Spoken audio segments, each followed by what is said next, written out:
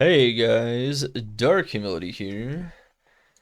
Today we'll be going over the ADevDH filter, which is my own very own personal filter that is currently updated by me and originally created by Arrested Development or ADev, who used to do filters for Pod. So Pod the mod. So Path of Diablo.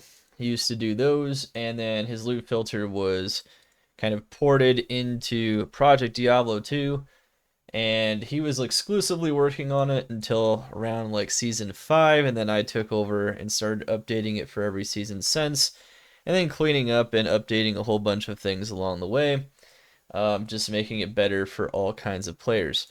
Uh, my filter as of now has received its last update for season 9 already, and there are lots, of course, of important things that needed to be updated for season 9 since sets can be ethereal and the maps got changed around in terms of tiers and immunities and all kinds of fun stuff like that.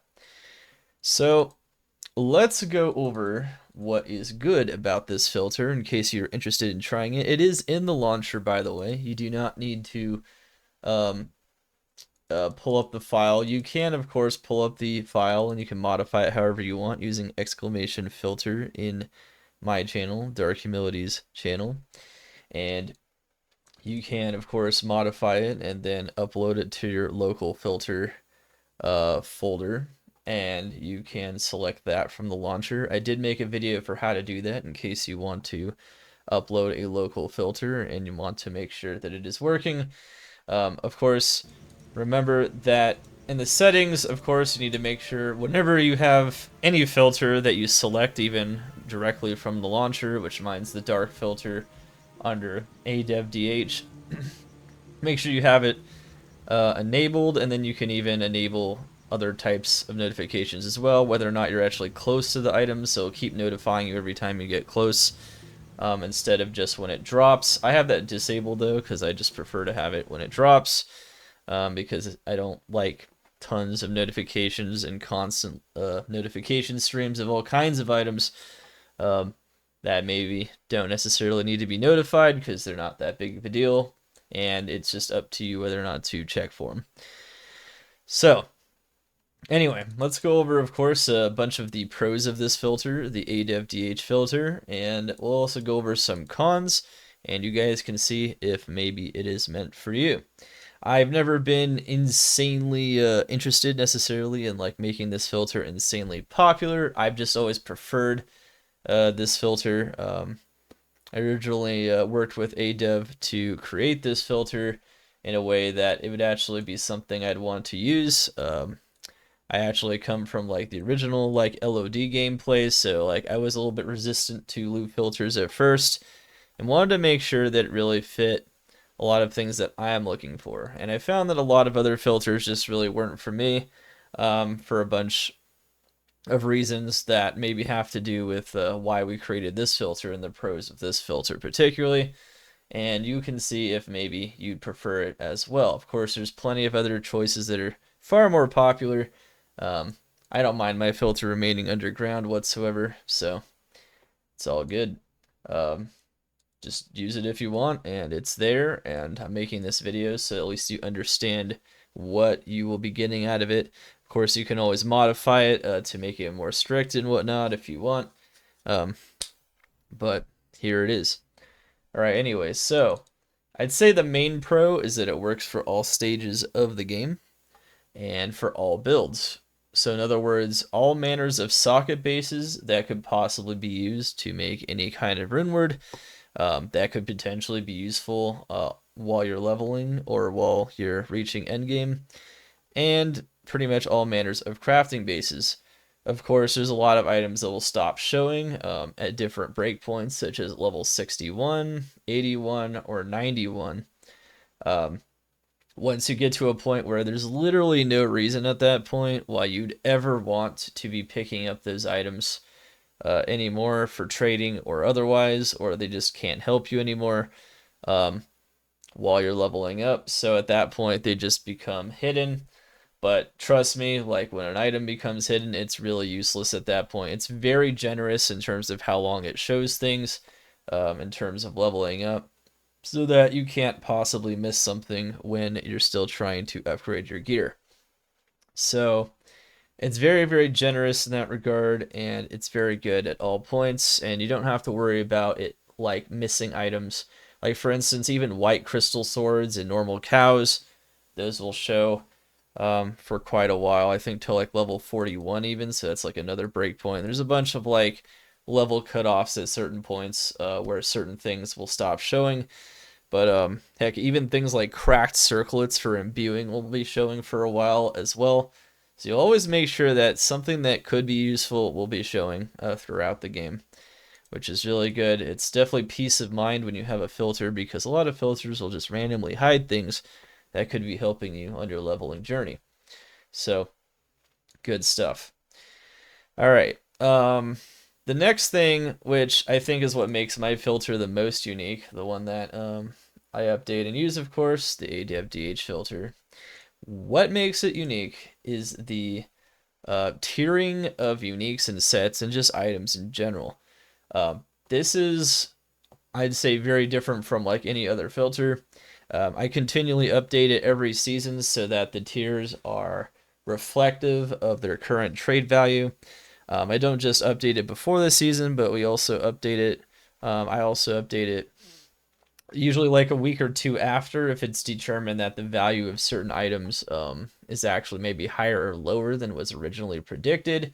And this is based on, patch notes and trends and people playing various builds. So these things are very useful for understanding trade value, whether or not it's useful in corrupting an item, whether or not an item is useful at various points in the game, either early, mid, or late game. And when it comes to sets and runes and things like that, they only have sub-tier indications, so number of circles, of course, will indicate pretty much what tier that item is at. Is it an early game set item or is it a late game set item, and has the maximum number of circles for a set, which is 4. Is it an early game rune, which has 1 circle, or is it a burr rune, which has 10 circles, on either side? When it notifies it, you'll know how good the rune is when it drops just by how long the text box is when it drops and how good the rune is. Of course, you can see that on the runes here. As you go up in runes, they change color, and there's more circles. So it's very colorful, but not necessarily jarring with crazy symbols. So that's pretty cool.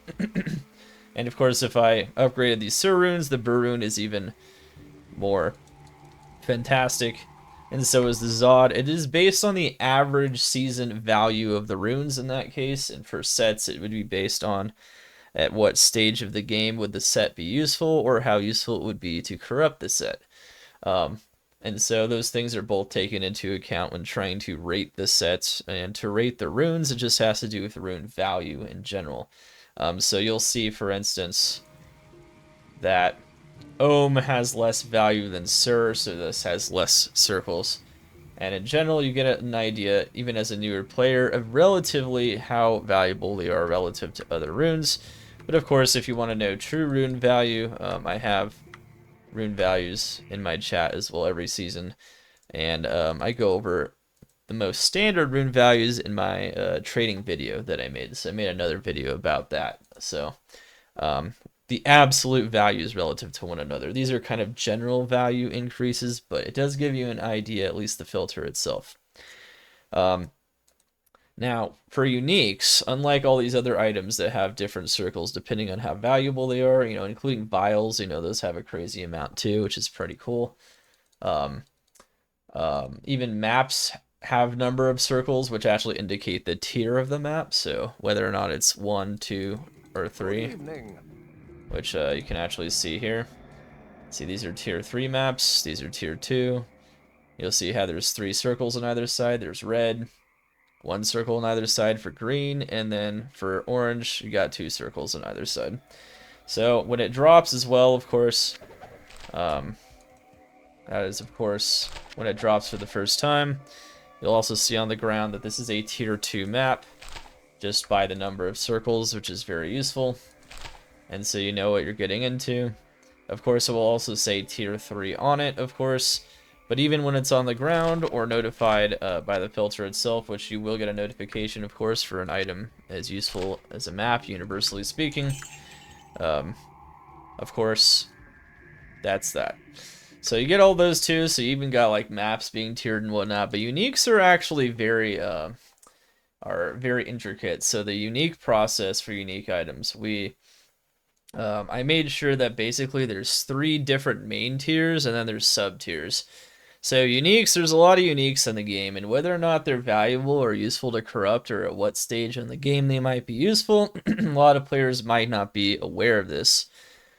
So what the filter does is kind of gives you a really good sense of how good unique is, which hopefully when I run a map on using my filter, you'll kind of be able to see exactly what I'm talking about.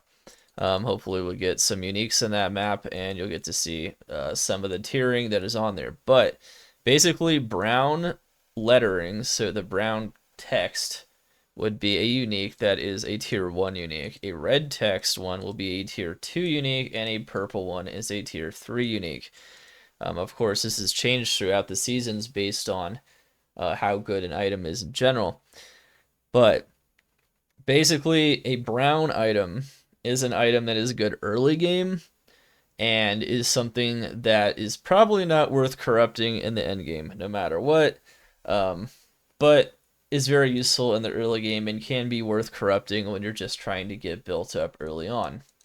So that's usually what a brown item is. A red item is an item that is typically seen as useful mid-game universally and could be, with a very good corruption, could be useful late game and can be tradable late game.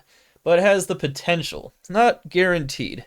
Most corruptions on a red item won't be super tradable later in the season once most people are into the late game. However, some might be. So it has corruption potential even in the late game, but it doesn't have major potential, and it doesn't have inherent value without a corruption. So a red item is not inherently valuable unless it gets a good corruption, basically. And that's just it. So like if it gets a shitty corruption or it's not corrupted, in the late game, it won't have value. In the mid game, it can have a lot of value still, and it can be very useful for building up.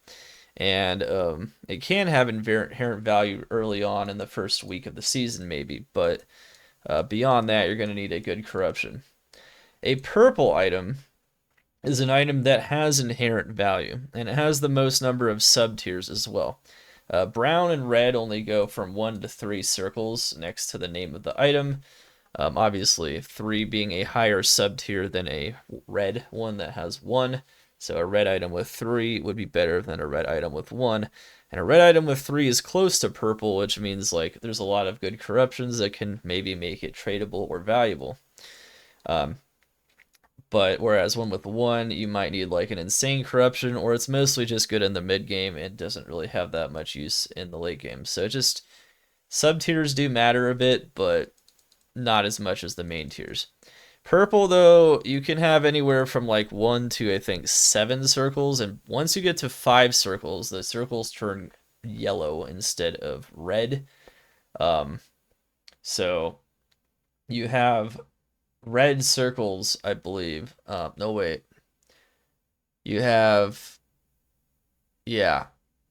So you have brown circles on a brown item. You have red circles on a red item, but for a purple item, the circles stay red, and then they turn yellow once you hit 5, which a yellow item that has 5 circles or 5 to 7 circles on either side is like a really good item. Super rare, has a ton of potential to be like an insanely valuable item. This is something like Templar's Might Arterials, I believe, has 7 on either side. Like Crown of Ages has 5. Fathom has 5. Death's Web has 5. Things like that. Very rare, super valuable, hard to find items. Whereas red circles go up to 4 circles on a purple text item. And once you get up to 4, those items are really good too. And they have a ton of potential. Things like Arachnid's Mesh would be an example, Ormus Robes. Some of those might not be great, of course, but there's a lot of potential inherent in the item, and that's the idea. Once you hit purple, though, those items have a lot of inherent value. Those items can be good non-corrupted for a very long time. They can even have value without great corruptions because the items are just inherently valuable once you hit purple. And obviously, purple also indicates that they have the most potential in terms of corrupting and can make you rich with really good corruptions at that point once you reach purple on the loot filter. So that's what that means once you get a purple text item. So yeah, brown with brown circles, red with red circles, and then purple with red, and then yellow circles. These really stand out the most. And these are the ones that you're for sure going to want to corrupt in the late game if you want the wealth. So this is how my filter is like different from every other filter pretty much. And it'll give you a good idea of the value or the potential of an item. And of course, the sub tiers, of course, once you hit purple, really start to differentiate items. I mean, you have things like Scolders, I think, with purple that are 1 circle, which are better than any red item. But, you know, it's very different from, like, Templars in terms of potential, right? So, but they all have inherent value and inherent usefulness that makes GG corruptions all that more good on such an item. So, very cool stuff. There's a lot of tiering in my filter in general, and it's just very useful for a lot of players of all expertise, or maybe that are not aware of the season changes, to understand exactly how valuable the item might be with or without a corruption. Okay. So these change every season. It's always updated. Fun stuff. One thing that a lot of people like about my filter is that the item full names are notified when dropped. So, of course, a notification is when it comes up on the left side of the screen, and you get a notification that the item is quote-unquote mapped, and it will let you know that it drops. Of course, it'll also show the full name on the ground. This means instead of Ogre Maul in green text, when a set IK drops, you will get Immortal Kings. You get an Immortal Kings text drop, Immortal Kings Ogre Maul. It'll tell you exactly what dropped, and of course it will give its rating. There's no rating for sets relative to uniques, but there's ratings within sets and within uniques, of course, and within each type of item as well, such as runes. But yeah, you will still get the full name of the item. You'll get Shaco for Shaco, because everyone knows what a Shaco is. You'll get Verdungo's Hardy Cord instead of brown text Mithril Coil, for instance. So you'll know exactly what it is when it drops, which is very useful, as a lot of people don't necessarily know how good something is. Some filters just have the quote-unquote good items, and they have a lot of X's or circles or whatever next to it. And you won't know exactly what it is unless you know what it is just by playing the game a lot until you ID it. But it'll at least tell you it's important. Mine will tell you exactly how valuable it could potentially be relative to other items. And it will, of course, give you the full name of the item. So that's really useful.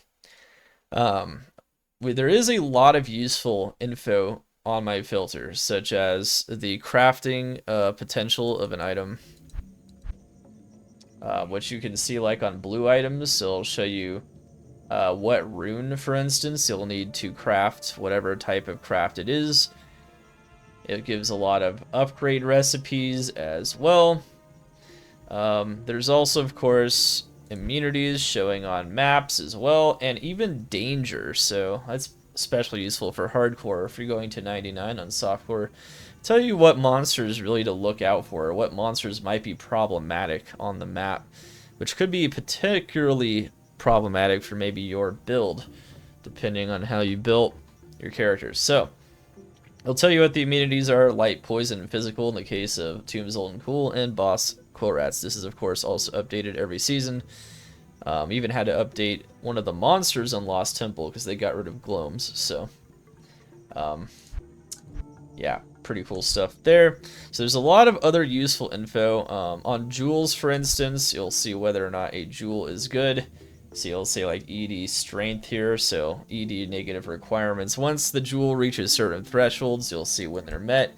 It doesn't do this for every item though, and so we'll go over that, and then of course the cons. The filter doesn't necessarily give you comprehensive info on absolutely everything, but we'll go over that in the cons. So there is some things that some people might want a different filter that this filter does not have. However, it does have most useful things such as that. I mean, it even shows you on charms, life, FHR, fire skill, or whether or not the charm is good as well. There's got charm cutoffs, jewel cutoffs, all kinds of things, but it doesn't have everything. Okay. And let's see. So I'd say the main thing a lot of people really like is how clean it looks. A lot of other filters are very messy. There's just a lot of notifications constantly of like absolutely every type of item that could be potentially useful. Every item that shows on the ground is notified by some filters, which can really obscure when something good drops, and you kind of become numb to like this constant stream of items dropping over here and being notified, and then when something actually drops you might not even pay attention to it because it's just constant, just whatever. Like it could be just random bases. Even every perfect gem that drops is often notified by a lot of filters. All kinds of stuff, just like even something that you could sell to a vendor for a lot of gold will constantly notify. So yeah, of course, obviously there's no gold that will show on the ground, but as you pass over gold you'll still get it. No gold shows on the ground with my filter. If you want to pick up gold from someone else off the ground, you would have to disable the filter, but still, because there's no way to like manually pick it up otherwise. But most of the time you're just randomly picking up gold, even though it doesn't show, so that's nice. In general, most items are exactly what they are. You don't have to make much guesses. There's not random symbols everywhere on the ground that might obscure things and huge text boxes everywhere. But it'll still show most items, so it's a very clean filter, and it's very good for players of all levels of expertise. So, really good stuff. Very helpful, of course, in terms of knowing all kinds of stuff. I'd say my filter is best in terms of giving people info in terms of what is good, what is useful. Info that is like basic stuff on things like maps and other things so they can know what might be good to run for their character. It's really good at giving you a very good value assessment of pretty much everything. And I'd say that's definitely its main strength, and it gives you a really good idea of what to do. Now, just because it doesn't notify a gem, for instance, doesn't mean it doesn't show it, of course, and it doesn't show on the ground when it drops. It's just not going to notify every single one, because it's going to put a bit more emphasis on notifying things that the vast majority of people might be interested in picking up. It does notify every rune, however, because runes tend to be the bottleneck when it comes to crafting, so it will notify every rune, so that's kind of interesting. But yeah, there's a bunch of stuff. You'll kind of see it. I'll do like one map as a demo so you guys can see how the filter works. But first, though, before we do that, there are some cons. So there's definitely things that I think some people might like that have or do exist in other filters. A lot of tiering and things like that simply don't exist in other filters, and most other filters aren't very clean looking. And they'll also often hide a lot of bases and socket bases, even at every level of strictness, that could be useful. These are things that I don't like in other filters, which is why I prefer to use this one, my own, and everyone, of course, can use mine from the ADevDH on the launcher. So, anyone can use this filter and just access it from the launcher now, as of like Season 7. And everyone can use it if you like these pros, like I like them. However, there are some things that might annoy some people, such as there's no quantity shown on the ground.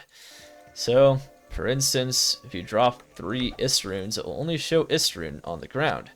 When you pick it up, it will show the quantity right there. It says quantity 3. It'll even show the rune number, of course, which is what the filter shows right there, so you know what rune number it is. And of course, show how good the rune is relative to other runes, with the number of sub-tiered circles next to it on either side. But it will not show the quantity on the ground. So if you're drop trading, make sure you pick up the rune first and then check the quantity to see if they are giving you the proper number of runes. But it will not show like X3 or whatever on the ground for quantity. Now there's a couple reasons for that. It's because most filters will do that for every single item. It will make the text boxes longer, and it kind of makes it messy. But also the filter, in terms of how it's coded, is not easily built in such a way that it can do that easily. So yeah, that's a bit of a quantity, that's a bit of a con. Some people don't like that. Certain detailed info is non-existent. So for instance, a lot of filters will show you, like on a socket base, it won't just show the socket base and maybe notify it if it's really good. In other words, it'll, tell you if it dropped, if it's a really good socket base. It won't just do that like my filter does. It will also show you exactly which rune words could potentially be made in that socket base. So for a lot of newer players, you might still need to look it up in the wiki, whether or not what rune word you can make can actually go into whatever base it is, because it doesn't have built into the filter exactly which rune words can be made into every base. So that's one thing. Also very difficult to code into my filter, which is why it doesn't exist. There's also some info like that might exist, like vendor info in some filters, where it will tell you what it could be or how valuable it is if you buy something from a vendor, including Guide. Like the Guide event in the maps might show you like exactly what the item could potentially be if you buy it from Guide. I don't have any of that. It kind of it's a little bit simpler in terms of its execution, so it doesn't have all that crazy info you might see in vendors, or some of the info regarding all the rune words that could be made in socket bases. And there's a couple other things as well, such as like certain rares telling you that, oh yeah, a high ED weapon is actually really good. I think that's pretty obvious, but a lot of filters will tell you, yeah, this is a high ED weapon, it's really good. But yeah, so there's some of that stuff missing there. So some people like a lot of that info. There's another thing, is it's not insanely strict. It needs to be modified to remove crafting bases from showing on the ground. Yeah, so all the, most rare and blue items, if they drop of that quality, will show on the ground. They won't be notified, of course, but they will show. And of course, if you have, shows all loot checked on your settings, everything will always show all the time.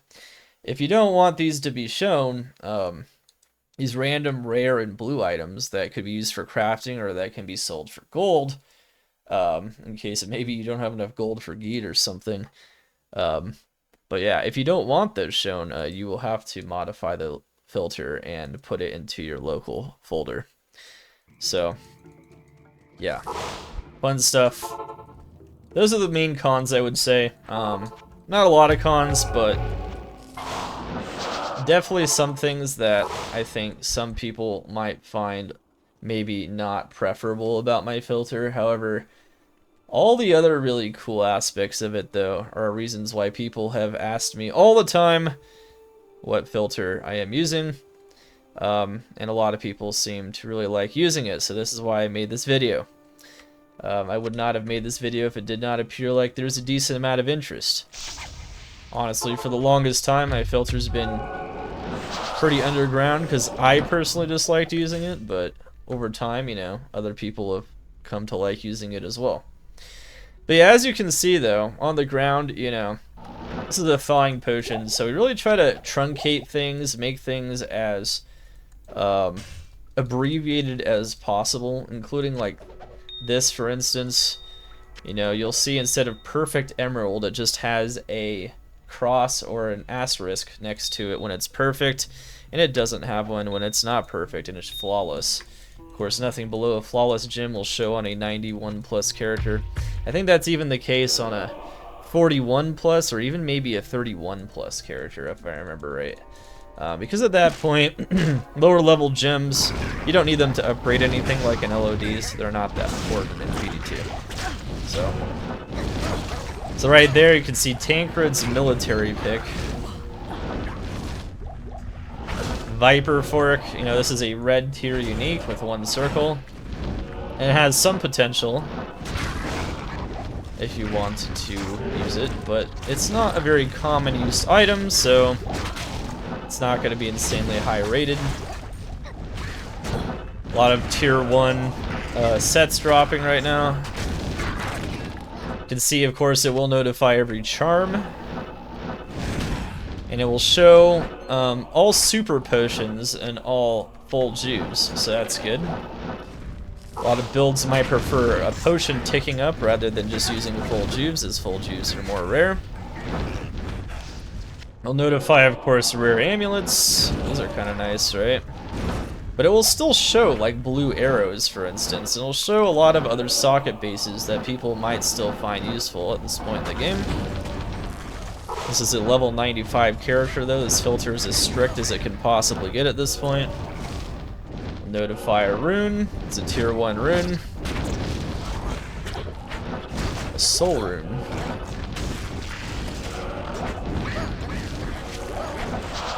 So yeah, a lot of potions drop, of course, but you'll notice it takes out all the scrolls, all the gold, all the crack stuff, all the other junk. So you notified the map there. It's a tier 1 map, and then it's rare, so it shows yellow.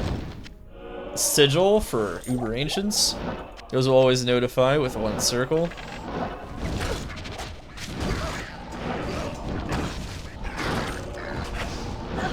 You see that all these random bases don't notify, so it doesn't tell me in that corner there that they're here. But if you press all, or you have loot always showing, they will still show on the ground, so... bases can always potentially be useful, and a lot of people don't want to trade for them, or most people don't bother, like, even keeping them to trade, so in a lot of cases you gotta be kind of self-sufficient there. There's a tier 2 set, because it has 20 attack speed, which is kind of a useful stat, even on, like, later tier builds. I would say once a set item reaches 2 circles or above, it becomes, you know, up to you whether or not you would still want to corrupt it at this point in the game. You can kind of see it though. At least it's visible, and all sets and uniques will notify, all runes will notify. So those are some things that will always notify.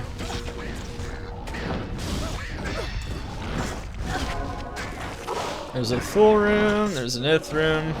See, these are a lot of bases that could potentially just be good because they might get really high AD, and then you can corrupt them, or they might just be good for crafting. And since since rare and blue items are so good in PD2 as well, they could just potentially be good straight up. But notice it doesn't notify most of this stuff, like random blue amulets, you know, these could be good for crafting depending on your character level. You might want to craft those because you can get the really good stats on them. Like the +2 class skills for amulets. They'll show on the ground, but they don't necessarily notify. So you're not constantly being drowned with the notifications, you know, that's really good. Because most of these items, most people probably wouldn't really care to pick up. But they're still there and they're still showing for people that might want to pick them up. There's a Lem rune, there you go, a tier 3 rune. That's pretty cool. Yeah, you get rare rings notifying, of course, because those have a pretty decent potential. More potential than most rare items, right? That's why rare rings and rare ammies. That's a random map that we don't need. You'll see that both Bloodletter and the Word dropped. They're tier 2 brown uniques. Very plain looking. Useful for leveling, but wouldn't be very useful at this point in the game. But they still notify because you might want to level up another build, right? So you might want to pick these up. Ravenclaw is the lowest tier of unique possible. It's a tier 1 circle. Let's see if we can get a purple unique in here. We got a red one.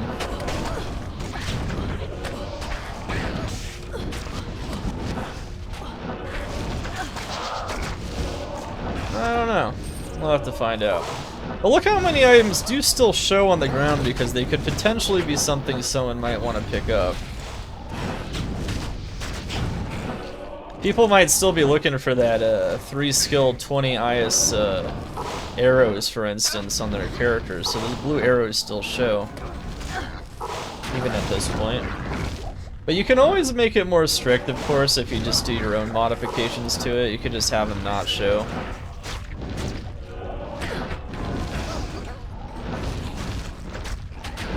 I'd say the one thing that's kind of annoying with having all the crafting bases show is whenever you do Uber Ancients, almost all the items will show, which kind of sucks.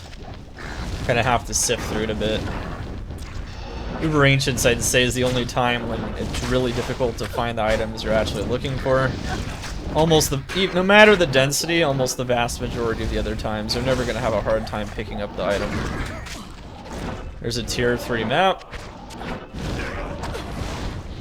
3 circles, blue. That means it's magic quality.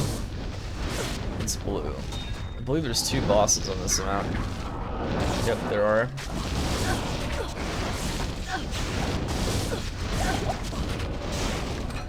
Well, we got a red item, so it's a red item tier 2.